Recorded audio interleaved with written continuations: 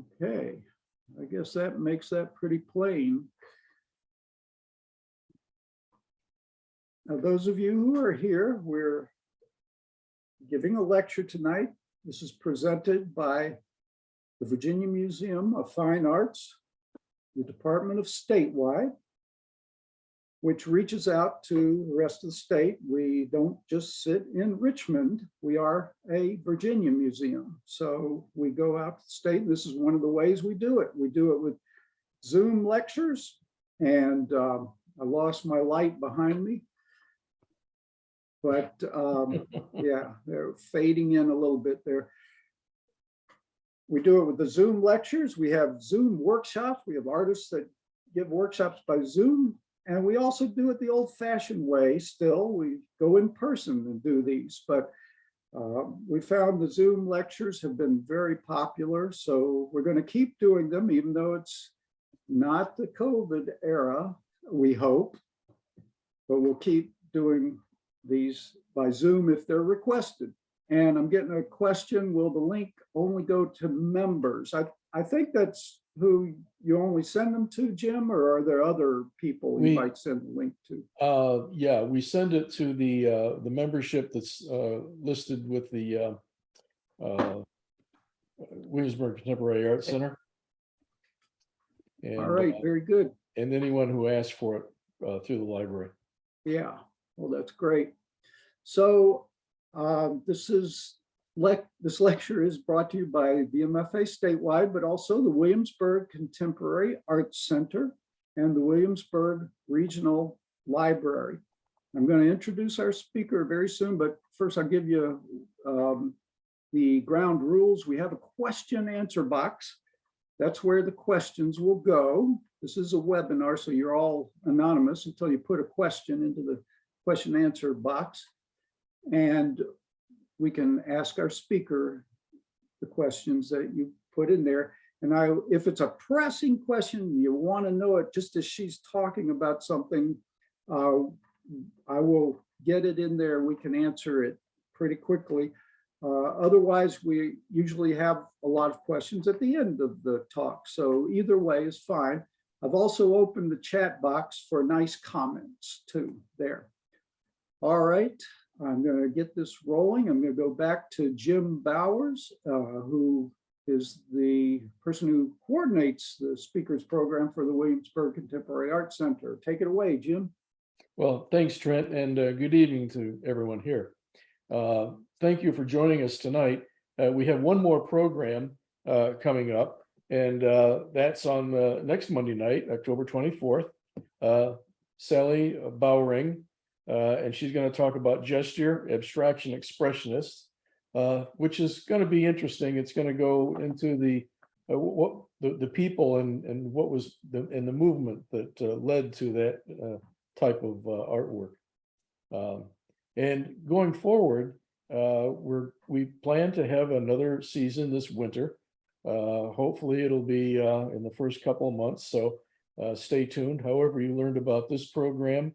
That would be this either through the library or through the art center. That will be announced through that the same channels that you got before. And again, we plan to have 4. It just depends on availability of our speakers. And I guess that's the important thing. So stay tuned. Watch for the program for the 2023 winter season.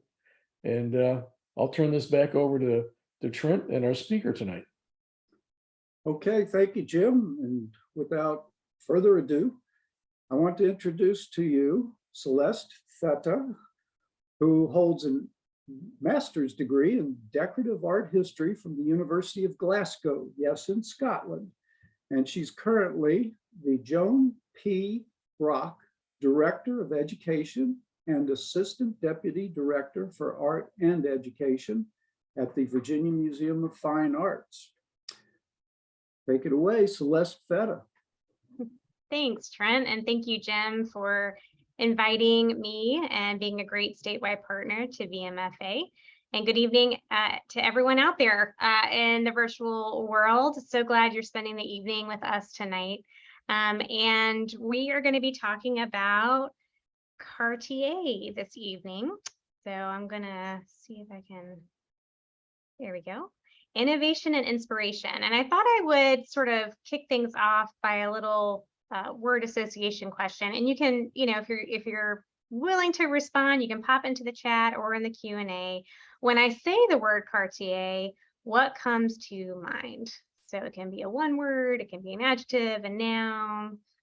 If you want to pop into the chat or Q&A with some thoughts. When I say the word Cartier, what do you think of? Rich, yes. Yes, you do have to be rich. Cartier is not cheap. Any other thoughts? Any people that come to mind? Marilyn Monroe, yep, we'll see her. A watch, yep. Known for watches, known for fancy things. Associated with a lot of famous people. So we're gonna talk about all those things this evening. We're gonna do a little bit of history about the firm, understand sort of their style and grammar of ornament. We'll look at some innovations that they're famous for and kind of brought to the fine jewelry world. And then we'll dive deep into some of their famous clients and stories about those clients, which are pretty fun and juicy. And Trent, yes, rock stars and movie stars for sure. So Cartier started out with this gentleman here. It was founded in 1847 by Louis Francois Cartier. And he apprenticed in a jewelry shop in Paris. And in about 1847, he breaks out on his own, starts his own workshop, and then opens a retail store on the Palais Royal in Paris. And he becomes really famous for gold jewelry, things like this. So this is a parure, which means kind of a set of jewelry. And this was done in about 1860. So we have a head comb that, if you're piling your hair on top of your head, would sit right on top. And then a necklace. The middle piece is a bodice ornament, so it kind of sit on a dress. And then, of course, earrings. And a little kind of jewelry terms as we kind of talk through this today. You may hear me say gems, and that means an object that's made out of a gemstone. So kind of filed down and a solid, like I just pulled a diamond out of the earth and then polished it. That's a gem. Jewels is when the gem is prepared to mount. So it's kind of cut and ready to go into that mounting. And finally, something in jewelry is a finished piece. So when it's all pulled together. So as I said, he's famous for these kind of things. In the 1850s and 60s, kind of the court of Europe comes calling and starts buying things from Cartier. So he becomes known for, again, sort of decking out the rich and famous at that point. In the 1874, Alfred, his son, and that's the older gentleman pictured here with the beret, that's Alfred. So that is the son of the founder, takes over, and he brings on his my three sons. So his sons are Louis, Jacques, and Pierre. And these are sort of the founders of the three locations of Cartier.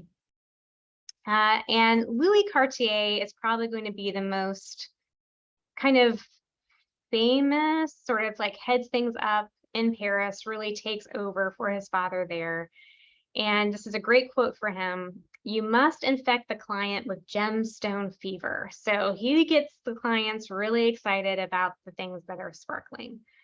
So as I mentioned, he joins the firm in 1898 and he moves to the Rue de la Paix in 1899. This is like the heart of the fashion district.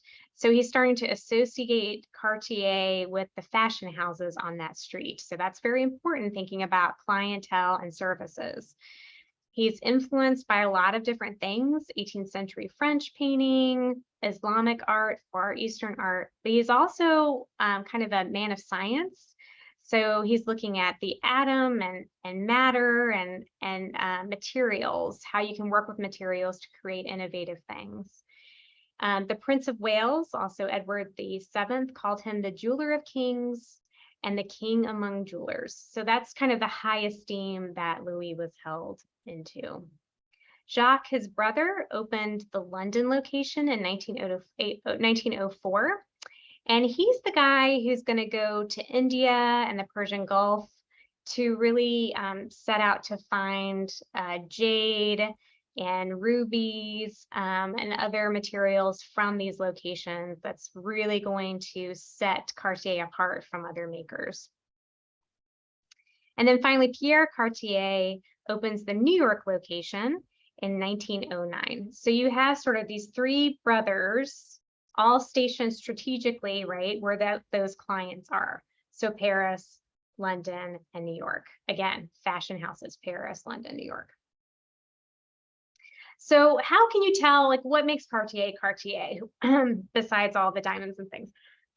So they're the grammar of the House of Cartier. So sort of the stylistic like tells of Cartier. So they believe in beauty. There's a harmony of proportion, line, and volume. Color is very important to them as well. And then finally, we're looking at the technicality. So very, very technically precise pieces. Remember, kind of going back to the king of jewelry, right? It's all about the material as well as the beauty of the material. And then we have signature Cartier forms. So sort of we've got the style over here, right? And the substance, and then it's how they look, the shapes, and what they're known for. So the garland style we'll talk about tonight. The tank wristwatch, someone said watch, they're very famous for that. There's a lot of influence from Egypt and Asia when you move into 1920s. They also have a form called the mystery clock, and we'll show what that looks like. Tutti Frutti is also a signature form by Cartier, and then the Panther Pave, diamond and onyx encrusted panthers. And I'll show you examples of all of this as we move through the talk tonight. Then what are they innovative? Well, they started a lot of things that we now sort of come to think of when we think of high jewelry houses, like cross promotion with fashion houses, in particular the House of Worth, the Santos wristwatch, a watch you could wear on your wrist, that's Cartier. They popularized the use of platinum, which we now associate with fine jewelry. They abandoned settings in jewelry. They used precious and semi-precious stones. They invented the clip, and they used wax mannequins for the first time. Again, all of these things are now sort of, we come to expect when we think of fine jewelry, but it was started at Cartier.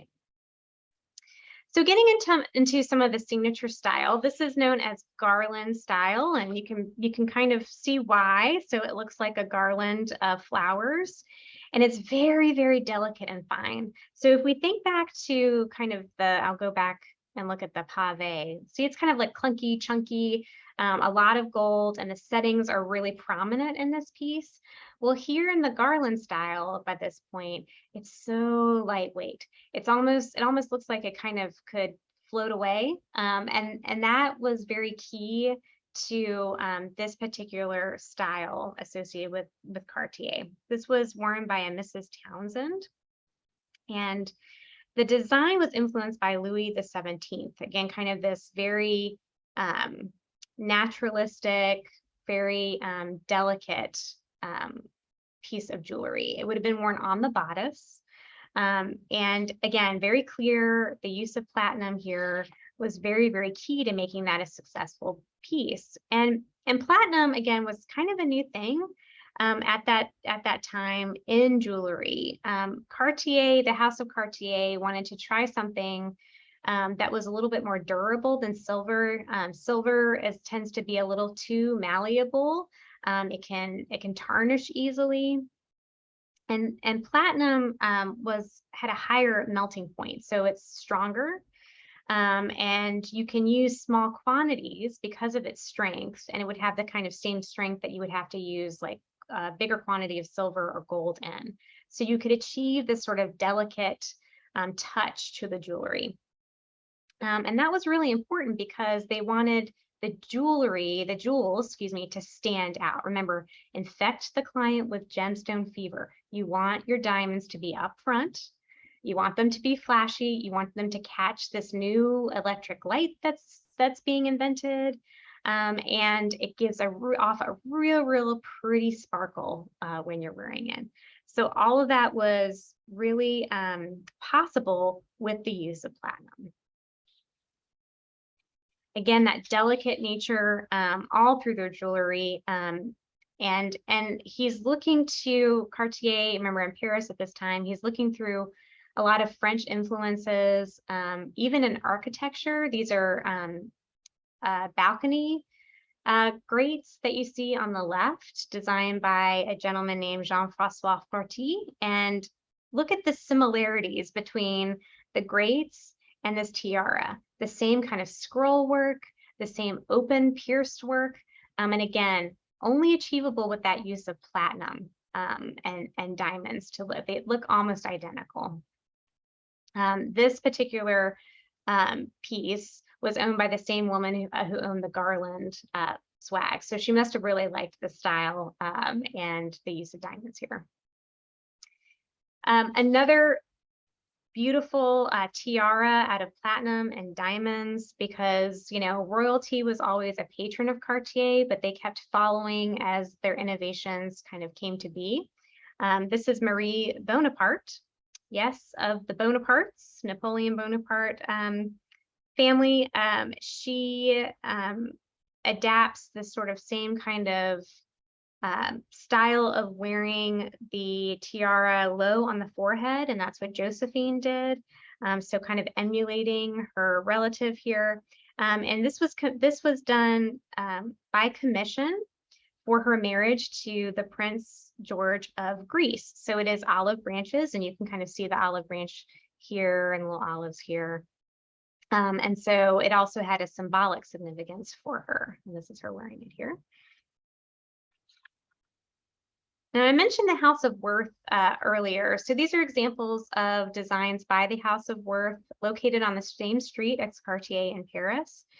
And House of Worth is really where haute couture starts. So they would show sort of designs to clients, and then the client would order that design in their measurements to their own specifications. And so they started to design specifically for clients, and then Cartier would come in and design the jewelry that would match the clothing. And so you see a lot of the same garland style here, kind of if you can picture a garland brooch here, and a lot of the same shell work, and all of this kind of shiny fabric that's going to pick up on the light, same with the platinum and the diamonds. So they really worked together to achieve those commissions.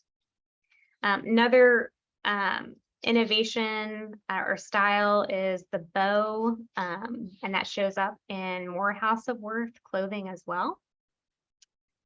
And then the tassel is something that they also start experimenting with, again, thanks to kind of platinum and the flexibility in platinum.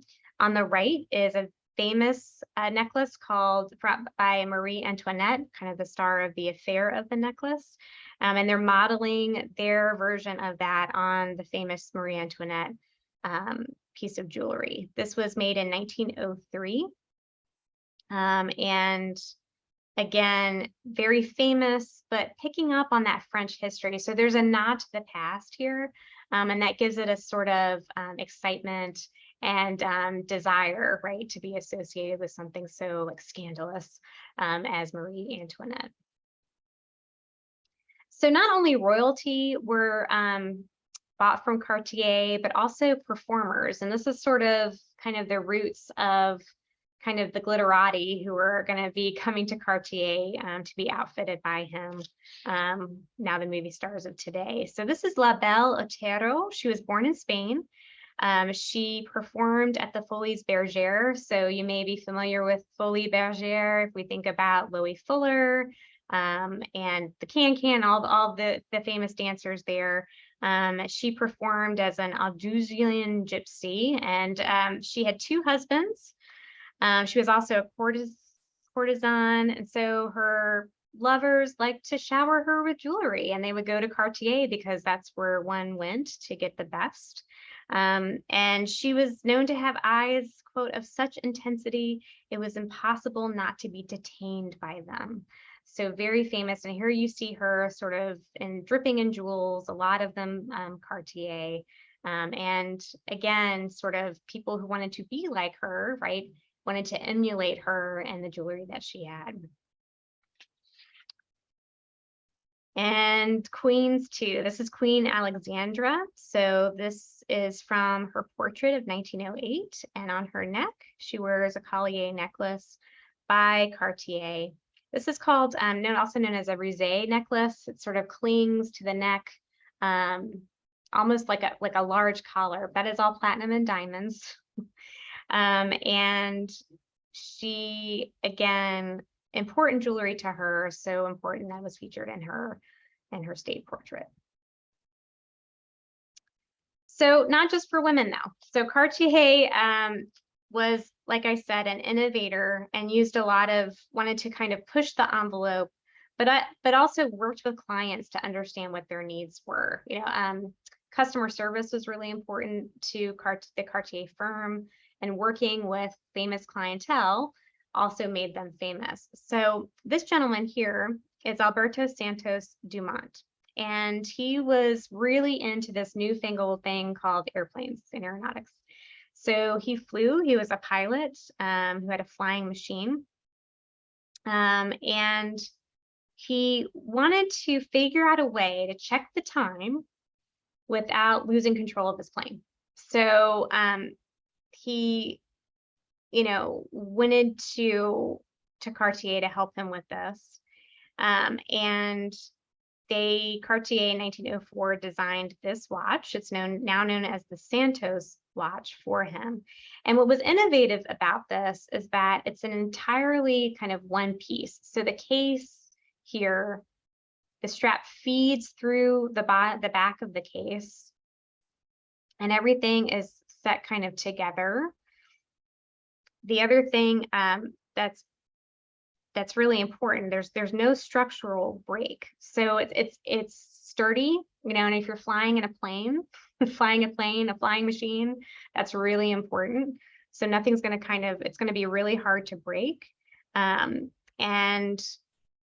the curve here, like I said, is very conducive to kind of the curve of the wrist. So it's going to sit really nicely and snug and secure on the wrist. And then you have a pearl kind of cabochon twist here. So when in 1906, there's a story when he disembarked from his airplane, here he is in his flying machine. He looks down at his wrist to check the time, and everyone's like, oh, so he's like this aviator adventurer, and if you want to be like him, you need to get a wristwatch, right? So you can look classy as you're checking the time. So now all these adventurers are like, I need a Santos watch. So Cartier, again, meets the needs of his client, but he's also very smart because he knows he's going to get the pictures are going to get taken, he's going to get more commissions, and then it takes off, no pun intended. They keep adapting sort of the style, and another famous version of this, now that's very famous, made famous by movie stars and politicians, is the tank watch. This was offered in 1917 and created in 1917, offered for sale in 1922, and it's a little bit more. It's a little different than the Santos watch. It's a little more elongated. The face is a little bit longer. It's more rectangular than square. And he drew inspiration from the watch case from tanks. Actual tanks. That's why it's called a tank watch. So it's flat edge, right? The sides are flat edged.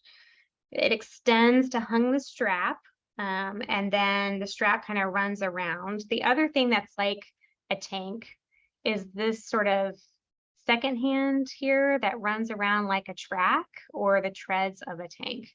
And you can kind of see that here. So he's looking specifically at the Renault FT-17. So any World War one buffs out there may recognize this tank. And it's very similar to the treads here in the middle of the watch, and also the outside of the watch.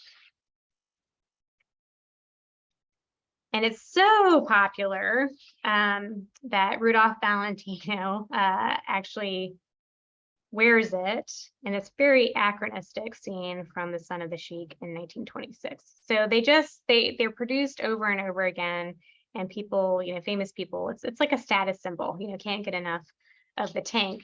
And again, very famous people have their own tank watches or had their own tank watches. Jackie Kennedy Onassis, Angelina Jolie, Princess Di, Jennifer Aniston, all have sported the tank watch. Michelle Obama. So this is a more updated version of the tank, but it's still, you can still see that kind of center rectangle here that looks like those treads. It still has that same kind of shape. So those will always be associated with the tank. Over 50 years, they have made 5,829 of the tank watches. Now, after those three centers I talked about, the city centers of London, New York, and Paris, another center is starting to attract Cartier's attention, and that is St. Petersburg because of Fabergé. So that's the other kind of big name that you may associate with kind of objects of fine refinement, right? And so Cartier wants to get in on that action. There's a lot of very rich clientele in St. Petersburg at that time. And so they established a temporary branch of the firm in 1908. And of course, 1908 doesn't last very long because of the Bolshevik Revolution. But in that time frame, he does make objects that start to rival, not to the extent of Fabergé, but starts to make inroads a little bit. Like this Easter egg that was made in 1906. And it was given by Paris as a gift, kind of from one city to another in 1912 as a gift to the Tsar. This particular work is now at the Metropolitan Museum of Art, and you can see it's an egg on kind of a jadeite pillow, lots of diamonds, inscribed with the Tsar's monogram or cipher of Nicholas II. The other things that Cartier or the firm also emulates is the use of guilloche enamel in little clocks and frames. These are very similar to the frames that Fabergé firm makes and that are in our collection. This one's not in our collection, but again, just to show you an example of the kinds of things that he was and why I say he, I mean the Cartier firm was doing to rival Fabergé. And guilloche enamel, basically, enamel is liquid glass that sort of is painted on and then fired to give that sheen. Guilloche is when you kind of incise a pattern underneath the metal, layer on the enamel and then fire, and then you can kind of see the pattern will catch the light through the enamel, which gives it kind of that iridescence quality. That is guilloche. And you can get up to like 140 shades, 5 to 6 layers can be layered on to get that kind of effect. Now, the same enamel suppliers that supplied Fabergé with the enamel supply Cartier with that same enamel. So they're using the same suppliers. Same with the suppliers of hardstones. This is an adorable French bulldog in the museum's collection. You can come see this in the Fabergé gallery.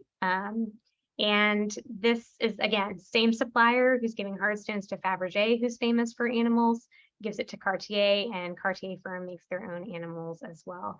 This is tiny. This is about 3 inches high and 1 and 1/2 inches kind of wide. So very, very small little bulldog, but he's wearing a sapphire collar and has little sapphire eyes. And then I love this Dachshund bell push from about 1915, again by Cartier, that combines the guilloche enamel and the hardstone animals. So this would have been kind of sitting on a table, so you can call like your butler to come bring you something, and you would push, can everyone see the little frog? There's a little frog right here. And so the little dash-ins are kind of calling attention to the frog, and you push the frog to call. So around 1909, so we've got remember, we've got our Santos watches, our tank watches, our platinum jewelry. We've kind of hit Russia a little bit. We've got queens and performers coming to us, coming to Cartier. And then there's a little bit of shift. So just as culture is shifting, art is shifting, getting more modern, a man named Charles Jacot joins the firm in 1909. And he brings with him an influence from the Ballet Russe, different colors and movement, designs that are much more flat and geometric instead of sort of botanical and airy. He is visiting the Louvre and being influenced by collections from Greece, China, and Egypt. Fauvism comes into play. We think of Matisse and these bright colors, blue and green colors. He's going into the botanical gardens and looking at palm trees and fronds and being influenced by all these ideas. So here's an example of a costume from the Ballet Russe. This is Nijinsky as the Blue God. And a tunic by Leon Basquiat that he is wearing there. And you see this sort of flattened planes of color and shapes and the bright blues. This is, again, very different from the type of style that we've seen before. And it's going to become an influence on the jewelry that's coming out from Cartier. Just around the same time, again, as kind of modernism starts to hit its peak. So we see that same kind of flattened here, and not a lot of platinum. There are diamonds, but they're just used in a very different way. They're set into different stones, more hard stones, kind of like the bulldog is sort of peeking in a little bit here and using the use of jade, in this particular case, onyx, to set off the diamonds in a very different way. And here again, still has some platinum and diamonds, but the bold colors are starting to come through more and more often and getting more and more popular.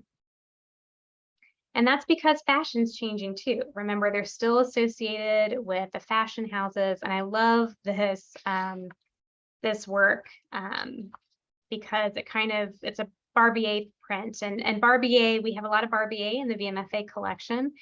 He was known for showing off the latest in fashion, and it says Grand-Mère and Petite Fille. So here's what grandmother is wearing, and here's what the young jet set is wearing. And you can see how different the two are. So they're sort of looking at each other with kind of admonishment about what each other is wearing. But this is the direction that Cartier starts moving in. It's going to change with the times. And this is kind of our most boldest Cartier in the VMFA's collection. It is on view now. This is a pendant from 1921, and it really encapsulates this shift in Cartier's design sort of style. It still is about beauty. It's about color. It's about form, but it's very innovative in the way it's using material and technique here. So we're still staying with the glamour, but the style is just a little bit different and more modern. So kind of from the top down, it's a pendant. The ring here is diamond and platinum, and then we have jade, pearl, ruby, pearl, diamond, onyx again, and then we have ruby and emerald and some sapphire set here. And these are all jade droplets, and we end in a ruby and a pearl. This would have been worn on a very long chain known as a sautoir necklace. And we have this great card by George Barbier, who did the other print we just looked at, advertising a sautoir by Cartier. So we see Cartier here at the bottom, and how you would wear this, right? It could be worn very, very long. She's definitely a flapper, kind of, this is from 1919, excuse me, 1919. So, gone are the poofy skirts. It's very much a straight dress, little bit of a higher waist, and we know that waist is going to drop as we move into the 1920s, that she's standing in front of a sphinx. The colors are very bold. And she's very cosmopolitan, right, in her long sator necklace. So we imagine that this would have been attached to probably a chain very similar to the one pictured here. So with the same kind of materials, sort of alternating in this really bold pattern. Other ways you could wear a sator is like this. So it could have, you know, a kind of plaque at the bottom. This is from 1928, hanging on 5 strands of pearls. And in 1925, I mentioned that they start to use mannequins to display their jewelry. And this is very, very new. And they're the only ones to do that in the 1925 exposition. And they were actually on Worth mannequins. So they're still working with Worth, House of Worth. And here we see an advertisement for Cartier and showing off its latest wares and the latest fashion next to a dress by the House of Worth. And as the 20s kind of march on, things get bolder and bolder with these new materials, hardstone materials, where the diamonds kind of start, I never thought I would say this, take a back seat to these other precious stones.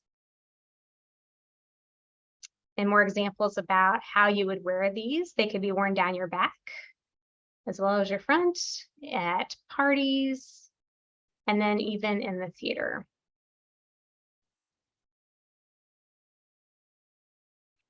So what influences start to come up for Cartier? So I mentioned kind of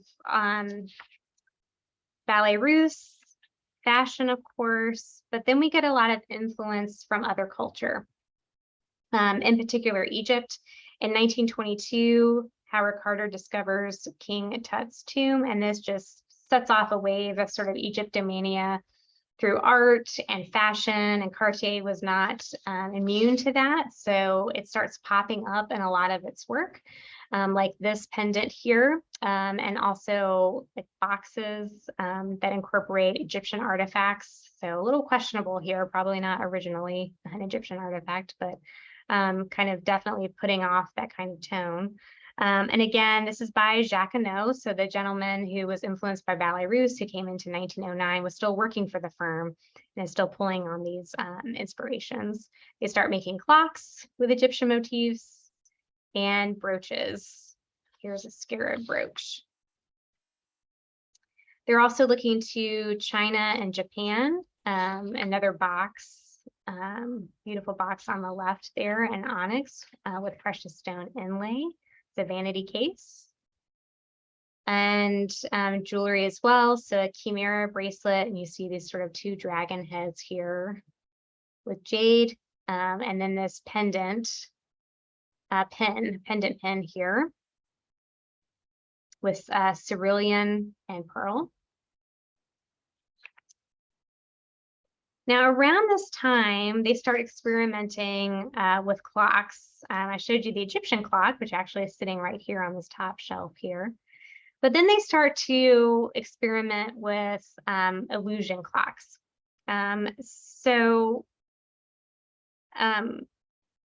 Mystery clocks are what they are known as. And there was a 19th century French clockmaker named Robert Houdin. And he did clocks like this in the 19th century, but Maurice Coué, who's pictured here, sort of picked that back up for Cartier. And the mystery behind them is in this, they look like kind of the dials here, the dial here and the hands are floating. But what's actually happening, there are 2 discs of rock crystal, and they move kind of with each other. So that's how the hands are moving. So you can never see the circles move because they're cleverly disguised, you know, by a ring. In this case, are of diamonds here.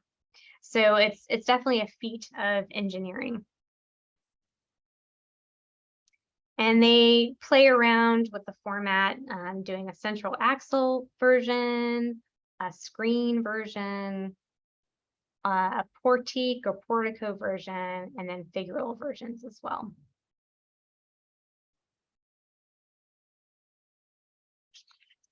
Another big influence, remember we had our London founder, so Jacques, yes, remember I said he went to India. He was going to India and he starts looking for other material and brings back a lot of different stones only found in India and inspired by a lot of Indian design and decorative motifs. So lotus blossoms, palm leaves, tigers. And so Jacques, he goes in 1904.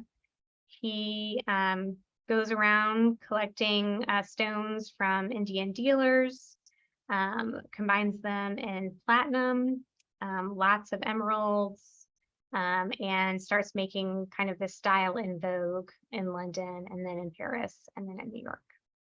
Now, maybe the one of the most famous associations with Cartier is the De Beers diamond. So this is a honking diamond. It's huge. It's the 7th largest diamond in the world. It was mined in South Africa in 1888. It went on view in Paris in 1889. And it was bought by the Maharaja Bhupinder Singh of Pataleya, and that's in the Punjab region of India. So that Maharaja had it for a few years and then commissioned Cartier to make a ceremonial necklace, and that's known as the Pataleya necklace. And here it is right here. It contained 1,000 carats and 2,930 diamonds. It was completed in 1928. And at the time, actually not even at the time, it's considered one of the most expensive pieces of jewelry ever made. Now it has sort of a crazy kind of history and past. And part of that, it was worn by this, here's the Maharaja, he's wearing it here. So you can see it's made up of it's huge. It covers his whole chest. It also has a choker with it here. And the story is it disappeared, sort of sold off. And about half a century later, it was discovered in a secondhand jewelry shop. This is why antiquing is so fun, because you never know what you're going to find. So found by a Cartier representative, but the De Beers stone was missing. Some of the bigger stones were missing. He bought it, and the necklace was restored. Now it was restored to kind of what you see here. There are some simulated stones here because it's just, you can't find anything like it.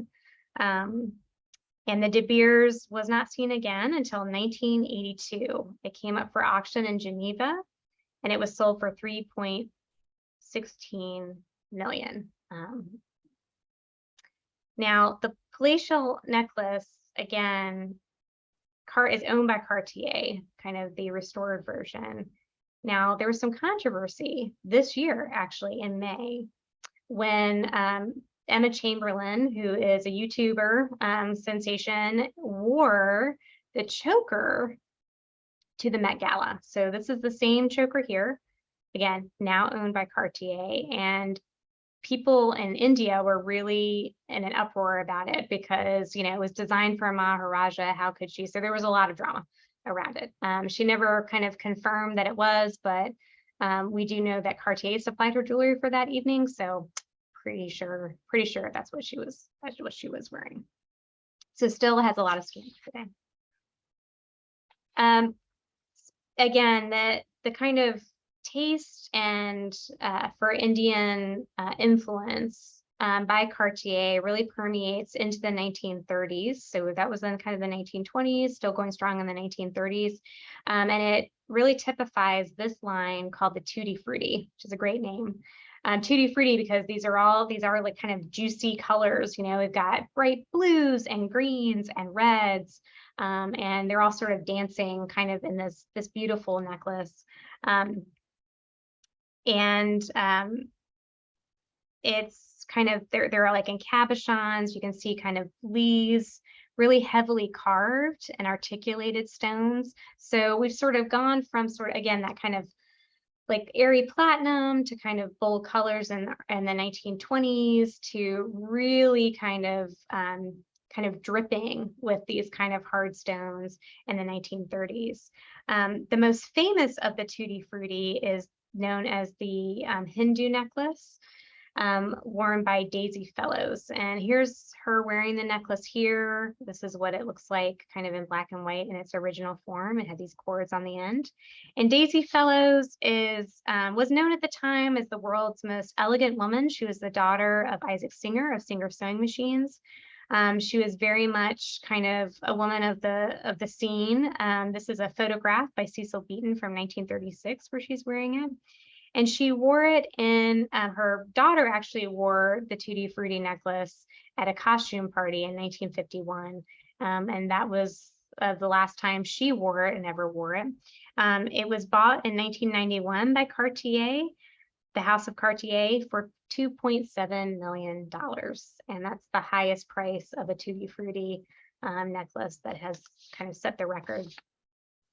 Although I will say another bracelet, a Tutti Frutti bracelet sold in 2020 for $2.4 million. A great quote from Daisy Fellows, I'll read to you. She says, "Taste and audacity are two qualities without much elegance and tend to be overlooked." Another innovation was the clip. These are in the Tutti Frutti style. So this has a kind of a clip on the back, and you could attach it to your collar, you know, on both sides of your collar or on another piece of jewelry. And that was a big innovation by Cartier as well. So another designer like Jockey, I talked about before, who kind of influences Ballet Russe and brings all these new ideas to Cartier, was Jeanne Toussaint. And she came into the firm in the 1933 as the head of luxury jewelry. She was the mistress of Louis Cartier. She was famous for introducing animal figures into jewelry. And she really felt like jewelry was an aspect of fashion. And her nickname was the Panther. And that becomes one of her signature styles. And has now become a signature style of the House of Cartier. It's called the Panther Pavé. And pavé is a jewelry term that is where the setting and the stone sort of align themselves into one smooth surface. So it's almost looks like enamel, but it's actually stones set into the surface of the work. And so we see that here. It looks like panther spots in this watch.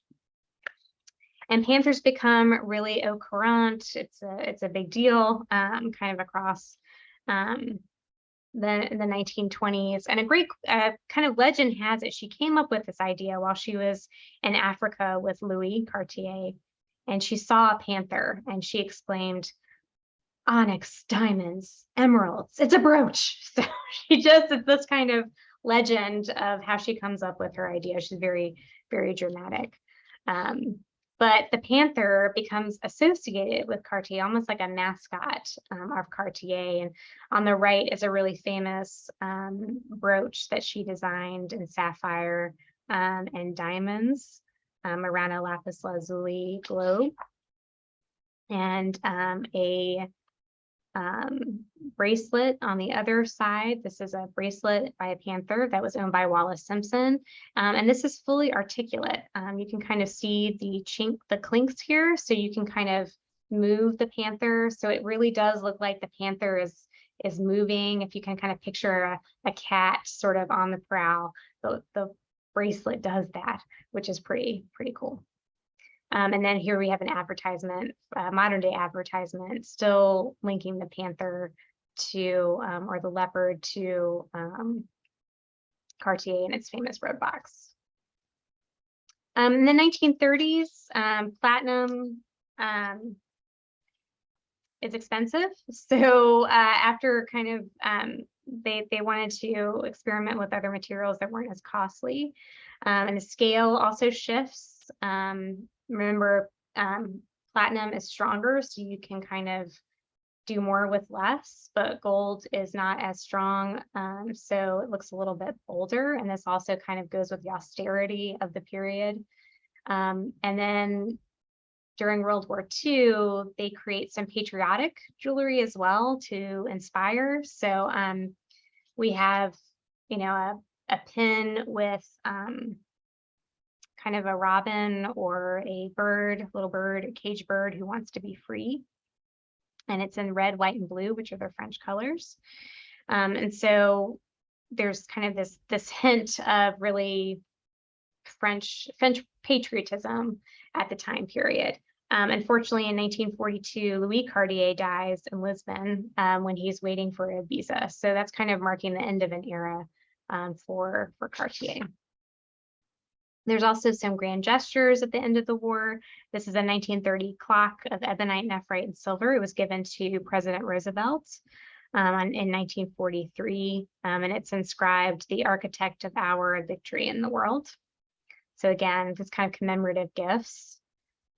And then in the 1950s and 60s, there's a big revival. You know, it kind of goes quiet in the 40s and kind of ramps back up. They find a new head. Obviously, Louis not there, and sort of revive these kind of designs and influence that were around before at kind of their heyday. So we see a lot of Chinese influence, but they're still making little kind of gifts. And this is a really fun object that I wanted to touch upon real quickly. So this is kind of what they call an object of fancy. So it's yellow gold, white gold.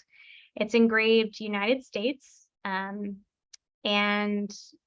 it's a model of the, and get this right, the lunar excursion module.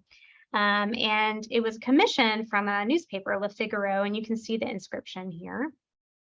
And they asked him to make 3 scale models of the LEM, the lunar excursion module. And they were presented to the 3 astronauts who flew it. So Armstrong, Aldrin, and Michael Collins. Each module contained a microfilm that contained the subscribers who paid for each of these models. And this particular model, I think, was owned by Michael Collins. So it's a scale made by Fabergé. So they also made lunar modules. Who knew? And then real quickly, we'll talk about famous clientele. So Barbara Hutton, the heiress to Woolworth. Here's her pave, her Pasha diamond that she's brooch that she's wearing here. Again, these are articulated arms. It's yellow diamonds with onyx. Marjorie Merriweather Post from the Post serial fortune. This is a Cartier brooch she wears here. And it is made of Indian emeralds. And here's the design. So made specifically for her. Here it is up close. So you can see the large emerald here, kind of dripping emeralds all down that go along her shoulder. And it is known that she was such a famous client of Cartier, would go over and over again. They actually had drawings of her ears in their sketches and design rooms, so they could design work specifically for her ears. I mean, that's how much they catered to her. Gloria Swanson, another famous client. These are her bracelets, platinum, rock crystal, and baguette cut diamonds, made in 1930. She wore these in Sunset Boulevard, so if you watch that movie, you can see them. And as she kind of grew in fame, her bracelets would get bigger and bigger to kind of denote her fame. Of course, Elizabeth Taylor. This is a 1951 ruby and diamond suite that was given to her by Mike Todd. And a diamond, the first diamond to sell for more than $1 million, a carat pear shape, was given to her by Richard Burton. And Liz gets that peachy pear. Grace Kelly's engagement ring is a Cartier diamond. You can see that here in her official portrait as well. And I mentioned Wallis Simpson. So of course, the Duchess of Windsor who Edward VIII abdicates the throne for. In 1940, Jean Toussaint, who did the Panther, designed this brooch for her, the flamingo brooch. And again, she becomes a clientele and very close with Jean Toussaint from that moment on. And see how big this brooch is? It's huge. There it is on her lapel. She also, this is commissioned for her. It's gold and colored gemstones, and there is Wallis Simpson's she's wearing that necklace next to the Duke. Maria Felix. Felix is a Mexican film star big fan of Cartier, and she was known by carrying these like baby Crocs everywhere. And so here's a necklace that was commissioned by her. And again, these are articulated crocodiles, and that's her wearing it here. And of course, the British royal family. So this tiara is a Cartier tiara and was worn by the Queen Mother, Queen Elizabeth, Princess Anne, and Princess Kate here are all wearing that in different important moments in their lives. So it's kind of a family heirloom that's being passed down, and maybe we'll see it again. And then, of course, the Hope Diamond. So this was sold to Cartier Paris in 1909 and has a crazy history. You know, it's thought to be cursed. And it's on view in DC, I think now. It was shown to Miss Evelyn Washington McLean in 1910 in Cartier in Paris. She didn't like the setting, so it was reset. And he left it with her to kind of like just be with, to see if she liked it. And of course she liked it. So she bought it and reset it in a headpiece. And then she had it until 1947, and it passed on and on and on. So it's very famous, associated with Cartier. And there she is wearing it both in kind of her youth and then later on. She loved that necklace. And then Cartier, you know, all of those things, like we kind of had those moments at the beginning where we associate words with Cartier, famous people, and it becomes part of the popular culture. So again, these kind of like famous people have it. It becomes so well known. It kind of infiltrates, you know, into movies, into songs. This is a great song by Noel Coward. I've been to a marvelous party. We knew the excitement was bound to begin when Laura got blind on Dubonnet and Gin and scratched her veneer with a Cartier pen. I couldn't have liked it more. So that was kind of like, you're in high society and having a grand old time. And the party, you know, the party's just getting started when the Cartier pen comes off and just scratches your veneer. That's it. And of course, Marilyn Monroe. Famous song, "And Diamonds Are a Girl's Best Friend." And she says, Tiffany's, Cartier, you know, sounding out kind of the makers that she wants those diamonds to come to her in. The Great Gatsby in 1974, Cartier loaned 58 pieces to the production of this film. So we see Mia Farrow wearing a lot of them here. And again, because Cartier they've started to buy back a lot of their famous pieces, and a lot of houses are doing this. Tiffany does it as well, to sort of have a historic collection, and then they tour that collection to again kind of build the name for the company again. And they did it again when The Great Gatsby was remade in 2013. So loaning those same kind of pieces to lend that authenticity to the work. And then finally, again, Cartier, you know, those moments, harking back to its very long history. We have this still from a commercial they did a few years ago with the Panther. You see Paris in the background. You see the flying machine that Santos was flying with his watch. And then on the right, a recent sale, very, very recent sale of the Shan watch from the Paris-Dakar Double Champion Prize in 1984, which just sold at auction in September for, gosh, I want to say like million. So there's only 3 of these watches in existence. And this is the only one that ever was in private hands. So the other 2 were are in Cartier. I've always been with Cartier.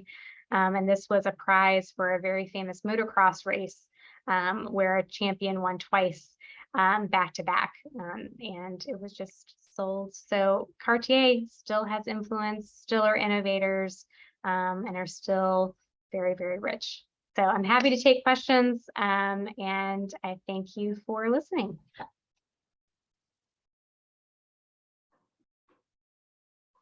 Gee willikers. I'm just almost breathless looking at these, even though they're just images. It's just astounding. Thank you, Celeste. You're welcome. I've got a quick question or two. Might be speculation here. You may have to speculate. Okay, I'm ready.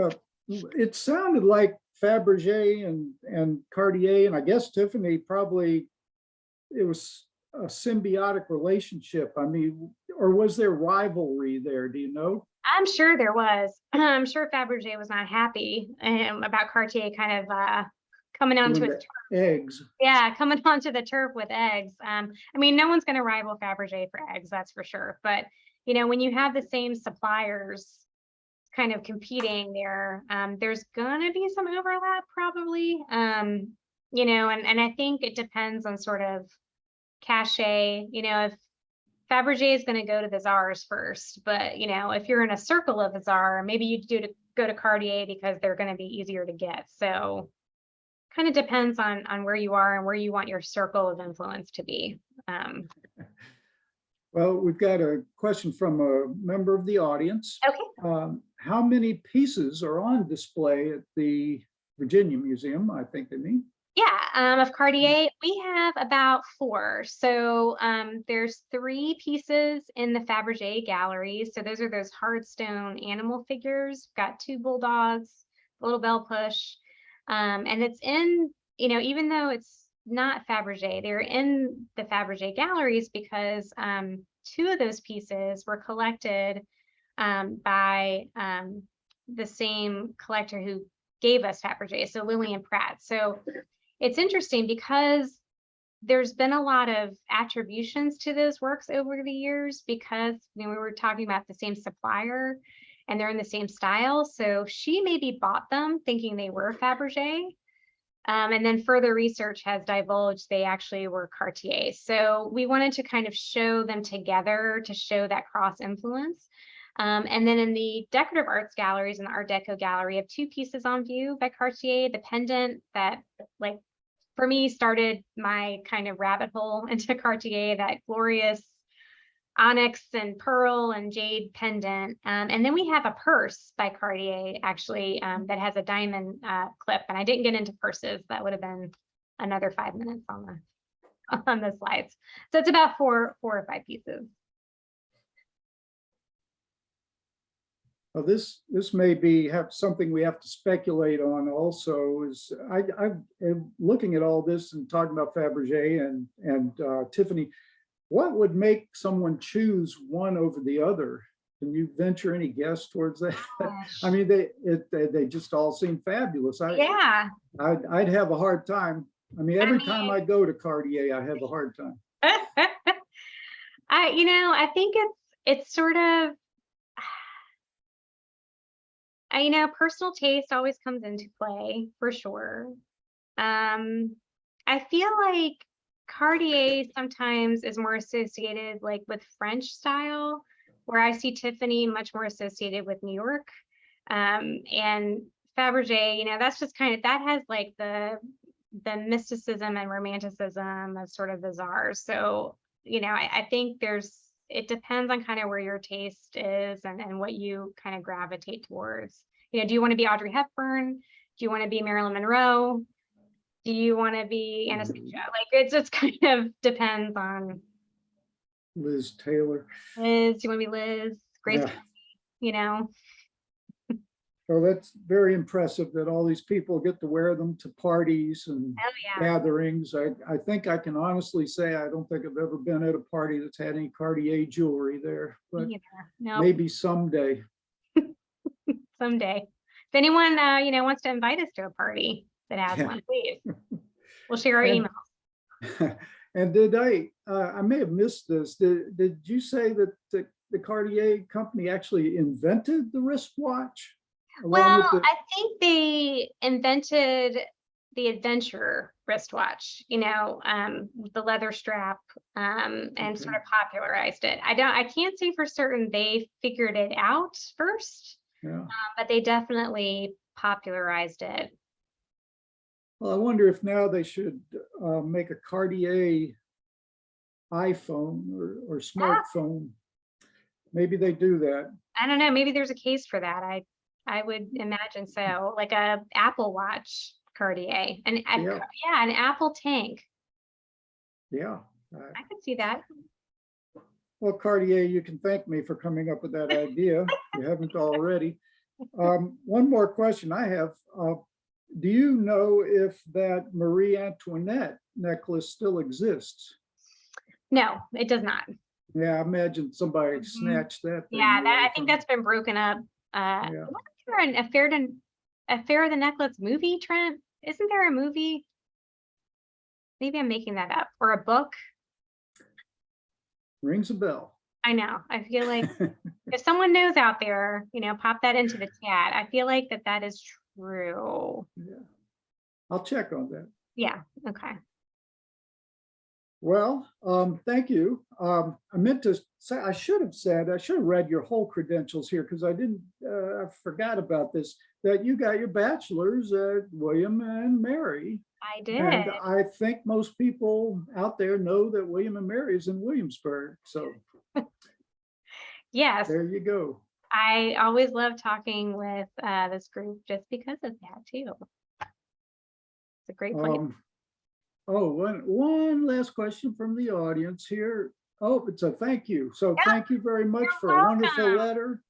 lecture. And thank you everybody for coming tonight. And thank you Williamsburg Contemporary Art Center, Williamsburg Regional Library, Jim Bowers, and I'm signing off from the Virginia Museum of Fine Arts. And thank you very much, Celeste Fetta, Thank who you. runs our education department. Okay, Thank very you, important. Brent. She's very important here. All right, we'll see you. Well, thank you, Bye-bye. everybody. Have a good evening. Bye.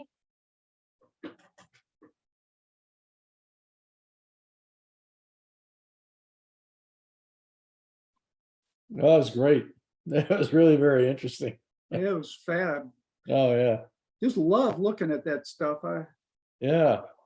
The precious metals and jewels are, you can see why humans have always gone after that stuff. Yeah, and it's interesting how Celeste took us through the development of it, that they were following the trends, the fashions of the day, Yeah, and what was happening in that time period with the Egyptian discovery and yeah. picked up on, they were trying to stay very current with everything. I see another question that didn't get answered. I don't know, I guess that popped up right at the end. I can have Celeste answer that and send the email to you. If you know this Bren Doros, do you know Bren Doros? Don't know. Tell you what, I've actually, Zoom keeps these people's emails Okay. who register. I might be able to find his email and send him an answer to his question. That'd be fine. Yeah, that'd be fine. Yeah. Okay. Thank you, Jim. Okay. We'll see And you. I won't see you at the next talk. I will not be, I'll be somewhere in Ephesus. Well, So we're going to be corresponding about getting the season rolling for. Yeah. Okay, Yeah. good. And Okay. but bon voyage, and you and Judith have a great time. Thank you, Trent. All right. We will see you. Until when we then. see you. Bye-bye. Bye.